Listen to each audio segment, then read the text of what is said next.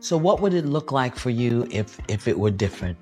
If you didn't have that responsibility and if they weren't leaning on you, what would your life look like? What would you be doing? Oh, I would have soared higher. You think so? Absolutely. I feel like I'm angry at everybody in my family. I don't like my family. If they weren't my family, it wouldn't be my friends. Y'all, Toni Braxton didn't just carry the mic. She carried the whole dang family. And now Sis is finally saying what we've all been suspecting for years, that she was the bag and the backbone. And it's got her back breaking, literally and emotionally. From the time she was just a kid, Toni was forced to grow up faster, perform, provide, and protect, while the rest of the family sat front row, reaping the benefits without lifting a finger. And now, she's done playing nice. Behind the glitz and glam of Braxton family values was a mess they kept under wraps. Resentment, entitlement, and a family so used to leaning on Toni that they forgot she had a breaking point herself. She especially called out Trina and Towanda for crossing serious lines, stealing from her, taking what little piece she had left, while still making her feel like she wasn't doing enough. And that's the kind of heartbreak money can't fix. Because while fans praised their sisterhood, what we didn't see was Toni silently drowning while being expected to feed, clothe, shelter, and breathe again for everybody. Yeah, y'all, there's a whole lot to unpack here. So grab your popcorn so we can breathe again. I know the burden on you is the one that made it out, but you gotta be willing to let them fly. I feel like I do. I feel like they don't let me fly. Now everybody knows the Braxtons are back on our screens, and baby, it's messy. From the outside, Toni Braxton looked like she had it all together. The voice, the Grammys, the glow. But behind the awards and magazine covers, she legit hated her life. But before we get ahead of ourselves, let's put some respect on Miss Toni Braxton's name, like the queen that she is.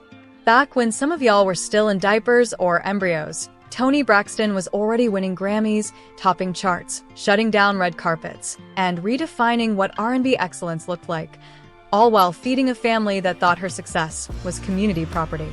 Y'all want to call her an artist? I consider her a whole legend. 7 Grammys, over 70 million records sold, a voice that can make you cry in the club and in the church. And now, she doesn't have that much to 170 million in sales, and you got $1,972? Is that right? Did, that's right. That's true. It all started way back in Severn, Maryland, with 6 kids, a gospel-singing mama, and a whole lot of dreams. Toni was the oldest, and when their mom had a serious accident and ended up in the hospital for a long time, everything changed. Childhood for her didn't end, it just kind of got skipped. She became the stand-in mama and the caretaker, the one who made sure everybody ate and had a roof over their heads. Meanwhile, their daddy was at work, trying to keep things afloat. As someone who had to secure About 13 or 14, my mom, she had a really bad accident. She fell. And her back was really messed up, so she was in hospital a long time. And so I was a surrogate parent for a moment. Where was Dad? Working, had to make a living, had 6 kids. So when Toni's career took off in the 90s with that iconic Unbreak, My Heart, and Breathe Again, the vibe at home shifted heavy. Instead of celebrating her success, her own sisters reportedly started treating her like a walk-in bank account. Toni recently opened up about how emotionally and financially drained she's been for years. According to her, she was carrying the Braxton name, the Braxton bills, the Braxton car notes, the Braxton rent. She handled it. The Braxton business ideas that flopped? She funded those too. And while she never dropped receipts on how much she spent, it's crystal clear that they rinsed her dry. Now listen, Toni ain't naming names in every interview, but it's clear that Trina and Towanda were high up on that list. She said it wasn't just the emotional toll that it took. It was the fact that they wanted to get paid to work with her. Meanwhile, Tamar, as chaotic as she is, was out here helping pay for things without asking for a dime. Now that's loyalty. This even spilled that when it came time to perform, Tamar sent backup for free, but Trina wanted invoices. Now, to be fair, Towanda was an executive assistant, so she got paid. But even then, Towanda still never helped her out.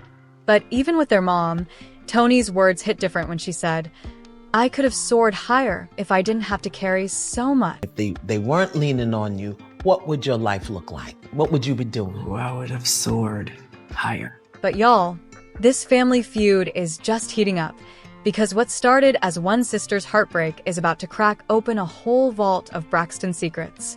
The lies, the drama, the truth behind Tamar predicting it all those years ago.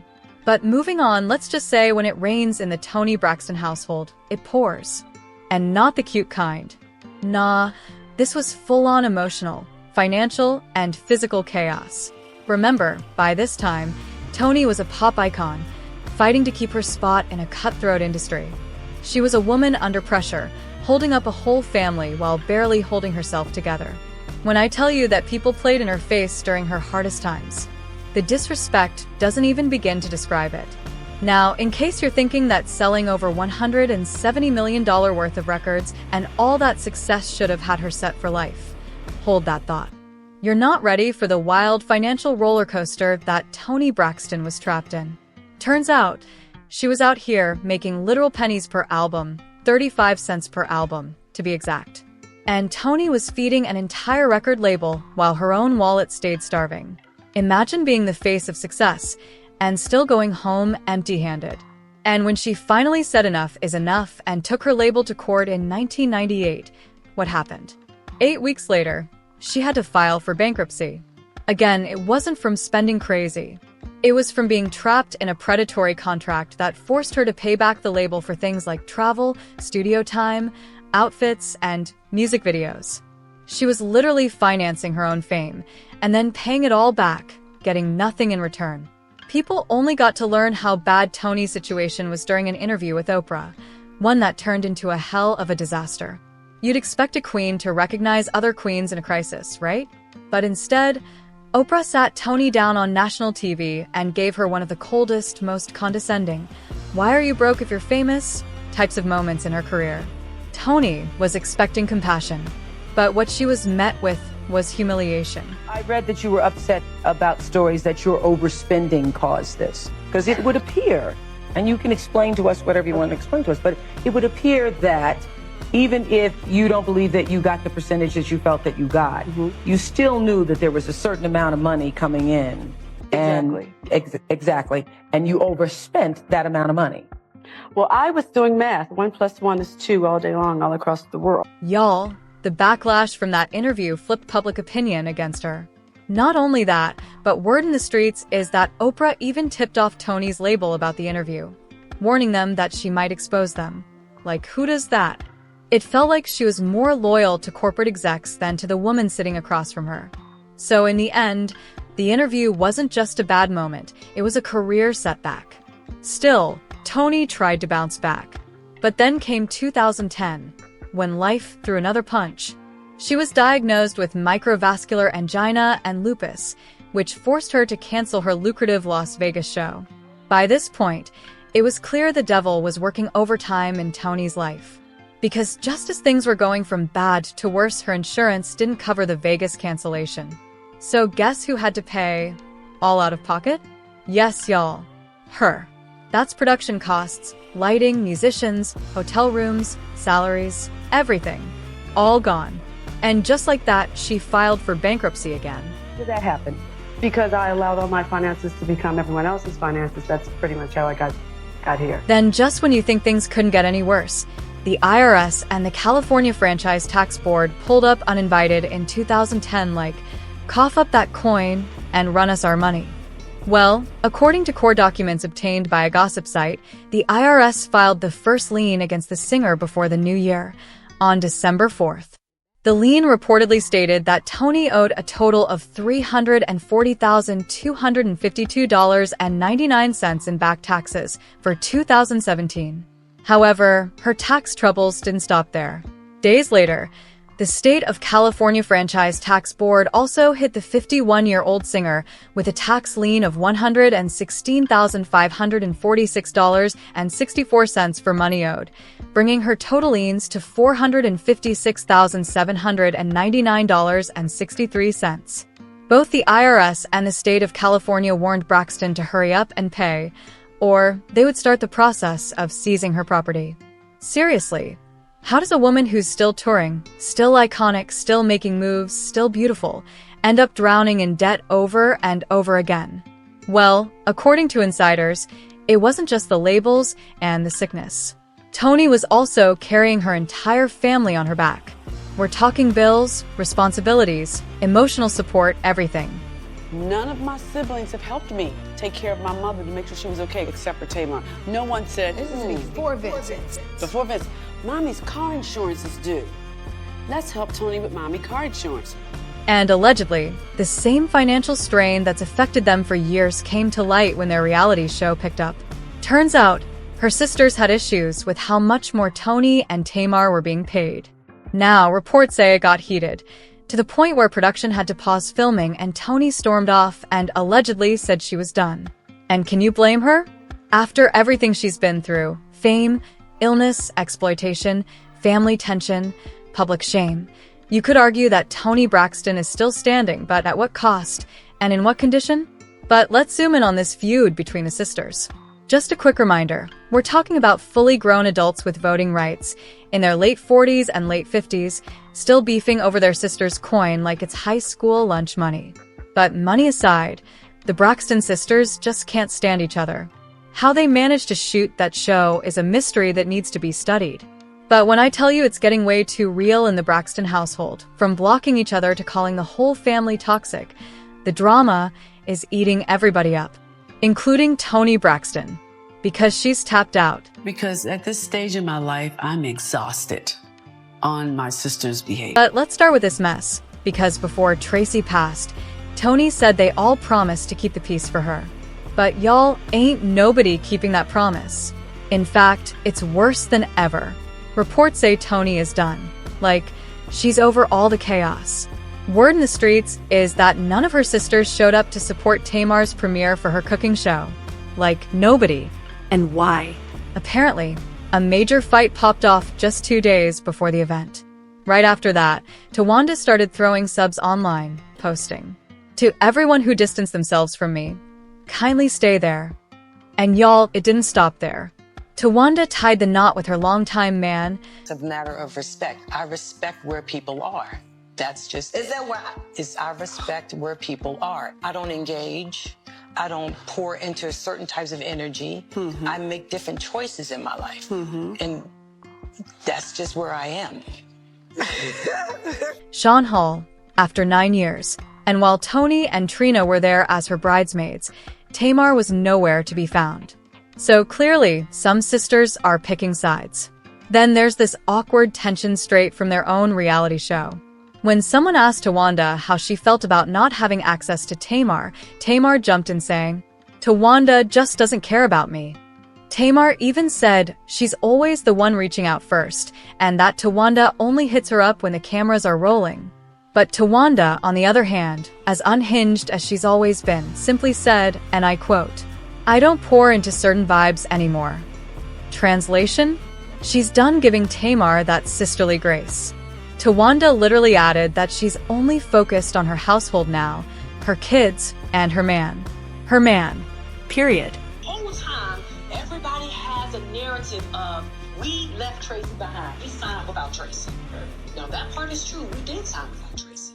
But the fact is this. We signed in August. Mm-hmm. Tracy was pregnant with little Kevin.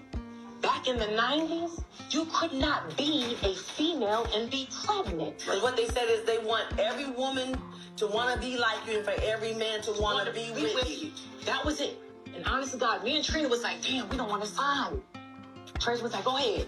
I don't know about y'all, but it feels like, even though Towanda has always appeared to be the level-headed one, she's been playing the long game.